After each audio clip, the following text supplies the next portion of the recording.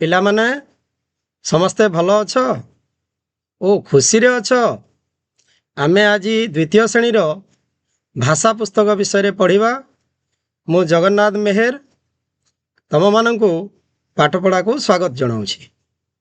ଭାଷାର ଯେଉଁ ପ୍ରଥମ ପାଠ ରହିଛି ତାର ଭାଗ 5 ମାଙ୍କଡ଼ ଖାଇଲା କାଙ୍କଡ଼ ଝୋଳ।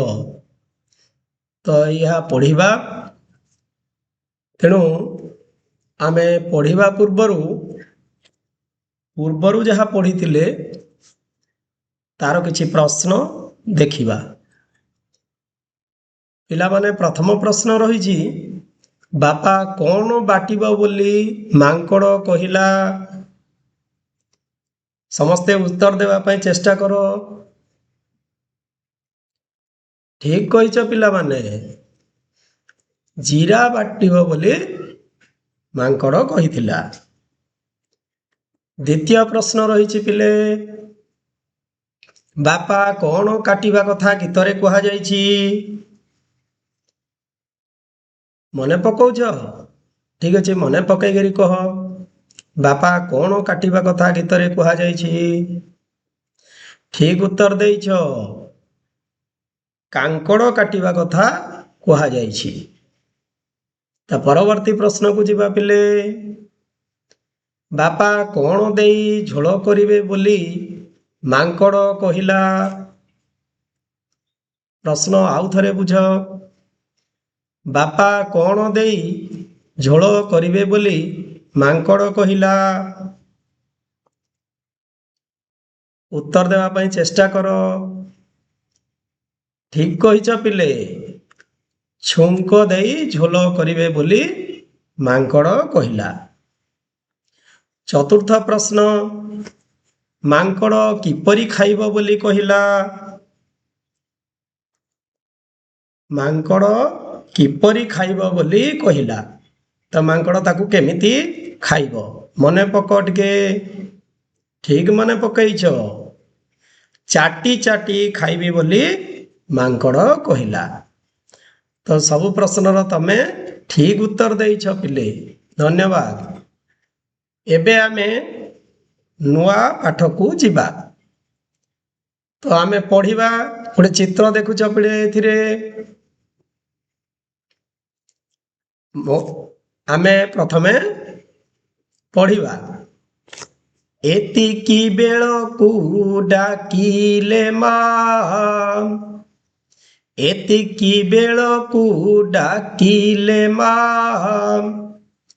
ଦେଖ ପିଲେ, ଏଠି ମା ଡାକୁଛନ୍ତି। କାହାକୁ ଡାକୁଛନ୍ତି? ମାଙ୍କଡ଼ ମାନଙ୍କୁ ମା ଡାକୁଛନ୍ତି। ଶୁଣ, ମୋ କଥା ଶୁଣ ବୋଲିକିରି ମା ସେମାନଙ୍କୁ ଡାକୁଛନ୍ତି। ଦ୍ୱିତୀୟ ଚିତ୍ରଟି ଦେଖ ପିଲେ, ଏଥିରେ ମଧ୍ୟ ମା ଅଛନ୍ତି ଏବଂ ମାଙ୍କଡ଼ ମାନେ ଅଛନ୍ତି। ଏଥିରେ କ'ଣ ଲେଖାଯାଇଛି ପଢ଼ିବା। ଶୁଣୁ ଥାରେ ପୁଅ କହୁଛି ଯାହା, ଶୁଣୁ ଥାରେ ପୁଅ କହୁଛି ଯାହା। ତ ମା କହୁଛନ୍ତି, ମୁଁ ଯାହା କହୁଛି ପୁଅ ଶୁଣ। ତେଣୁ ଯେତେବେଳେ ବି ଯାହା ମା କହିବେ ଆମେ ସବୁବେଳେ ତାଙ୍କ କଥା ଶୁଣିବା ଉଚିତ, ତାଙ୍କ କଥା ମାନି ଚଳିବା ଉଚିତ। ଯଦି ତାଙ୍କ କଥା ମାନି ଆମେ ଚଳିବା ତାହେଲେ ଆମେ ଅସୁବିଧାରେ ପଡ଼ିବା ନାହିଁ। ଏବେ ଆଉ ଗୋଟେ ଚିତ୍ର ଆସିଲା ପିଲେ, ଦେଖ ଏଠି ମା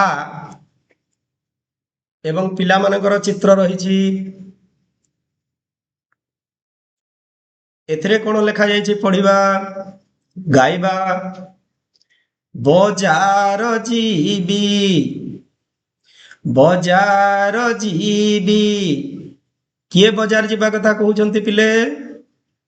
ହଁ, ତମେ ଠିକ୍ କହିଛ, ମା ବଜାର ଯିବା କଥା ପିଲାମାନଙ୍କୁ କହୁଛନ୍ତି।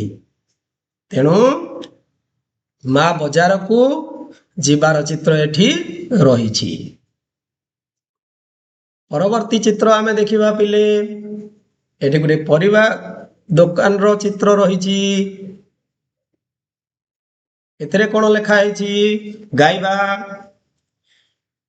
ପରିବା ସଉଦା କିଣି ଆଣିବି, ପରିବା ସଉଦା କିଣି ଆଣିବି।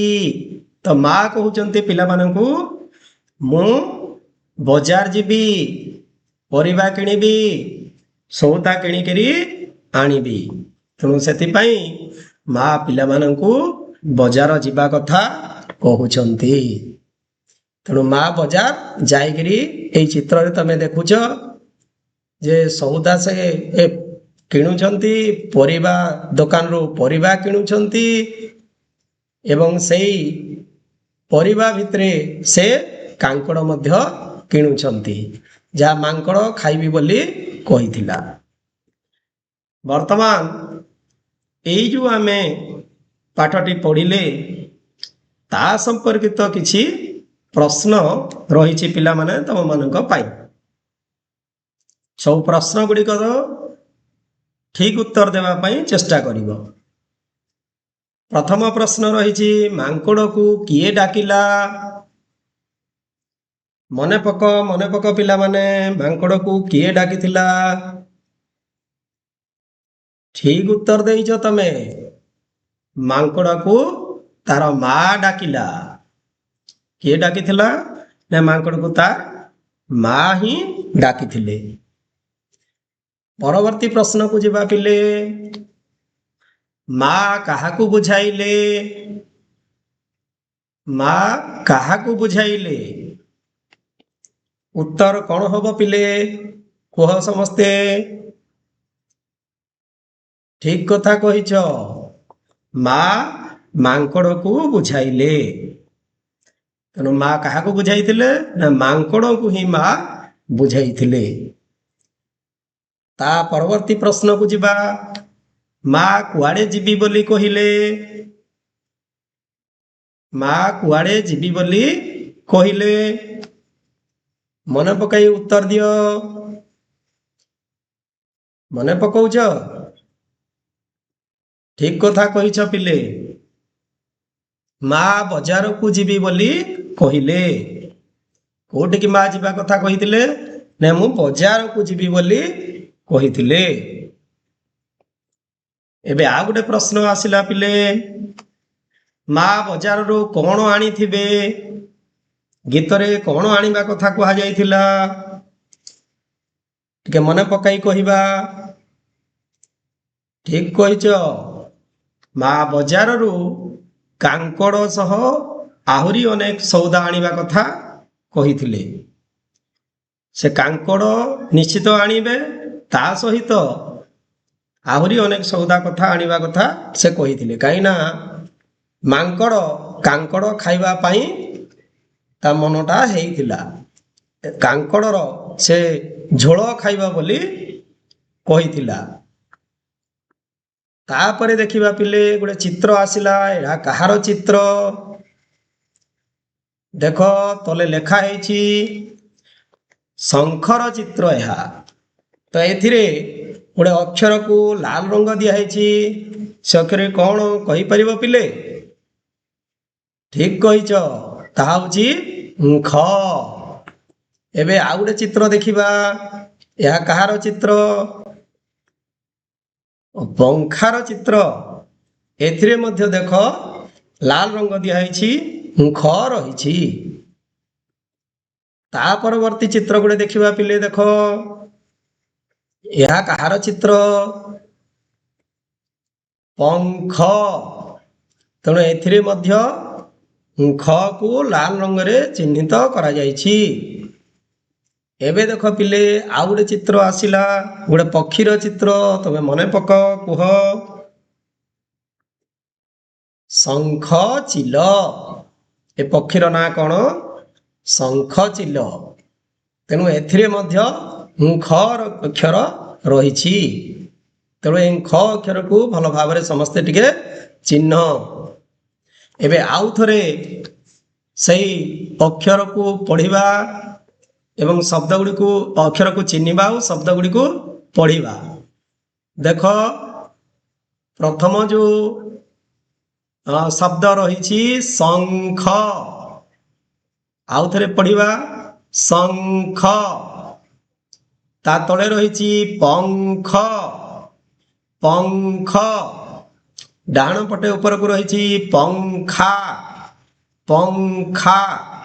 ତା ତଳକୁ ରହିଛି ଶଙ୍ଖ ଚିଲ, ଶଙ୍ଖ ଚିଲ। ଏବେ ଦେଖିବା ଆମେ ଯେତିକି କିଛି ଶବ୍ଦ ଦିଆହେଇଛି ସେଇ ଶବ୍ଦମାନଙ୍କର ଯେଉଁଠି ଖ ଅଛି ସେଠି ଆମେ ସେଇ ଅକ୍ଷରକୁ ଗୋଲ ବୁଲେଇବା।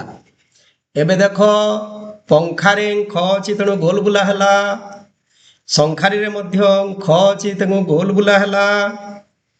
ଏବେ ଦେଖ ପଙ୍ଖରେ ମଧ୍ୟ ଖ ଅଛି ବୋଲି ଗୋଲ ବୁଲା ହେଲା। ଏବେ ଶଙ୍ଖୁଆ, ସେଥିରେ ମଧ୍ୟ ଖ ଅକ୍ଷର ରହିଛି ତେଣୁ ଗୋଲ ବୁଲା ହେଲା। ତେଣୁ ଶୃଙ୍ଖଳା, ଶୃଙ୍ଖଳାରେ ମଧ୍ୟ ଖ ଅକ୍ଷର ଅଛି ତେଣୁ ଏଥିରେ ବି ଗୋଲ ବୁଲେଇବ। ଶଙ୍ଖ ଚିଲ, ଶଙ୍ଖ ଚିଲରେ ଖ ଅକ୍ଷର ଅଛି ତେଣୁ ଏଥିରେ ମଧ୍ୟ ଗୋଲ ବୁଲେଇବ। ତାପରେ ଖ ଲଗାଇ ଶବ୍ଦ ଗଢ଼ିବା। ପ୍ରଥମେ ଦେଖ ଆମେ କି ଶବ୍ଦ ଗଢ଼ିବା? ଶଙ୍ଖ ଚିଲ। ପରବର୍ତ୍ତୀ ଶବ୍ଦ ହବ ପଙ୍ଖ, ତାପରେ ଶଙ୍ଖ। ଆମେ କ'ଣ ଶିଖିଲେ ପିଲେ? ଆଜି ଗୀତ ଗାଇଲେ, ସରଳ ପ୍ରଶ୍ନର ଉତ୍ତର ଦେଲେ, ଖ ଅକ୍ଷର ଚିହ୍ନିଲେ, ଖ ଅକ୍ଷର ପଢ଼ିଲେ। ତ ଏତେ ଗୁଡ଼ାଏ କାମ ଆମେ ଆଜି କଲେ, ତ ଏତେ ଗୁଡ଼ାଏ ପାଠ ପଢ଼ିଲେ। ଆଉ କ'ଣ କଲେ ପିଲେ? ଖ ଅକ୍ଷର ଲଗାଇ ଶବ୍ଦ ଗଢ଼ିଲେ ଶେଷରେ ଆମେ। ତ ଶେଷରେ ତୁମ ପାଇଁ ଗୋଟେ କାମ ଅଛି। ଘରର ବଡ଼ ଲୋକଙ୍କ ସହିତ ମିଶି ତମେ ଖ ଅକ୍ଷରରେ ତାଙ୍କୁ କହିବ ଖ ଅକ୍ଷର କିଛି ଶବ୍ଦ ଲେଖିଦେବେ, ଆଉ ସେଇ ଯେଉଁ ଶବ୍ଦ ଲେଖିଦେବେ ସେଥିରେ ଯେଉଁ ଖ ଅକ୍ଷର ଥିବ ତା ଉପରେ ଗୋଲ ବୁଲାଇ ଆଣିବ। ତ ଆଜି ପାଇଁ ପାଠପଢ଼ା ଏତିକିରେ ରହିବ ପିଲେ। ସମସ୍ତଙ୍କୁ ଧନ୍ୟବାଦ। ଖୁସିରେ ଶିଖିବା ସମସ୍ତଙ୍କର ଅଧିକାର। ନମସ୍କାର।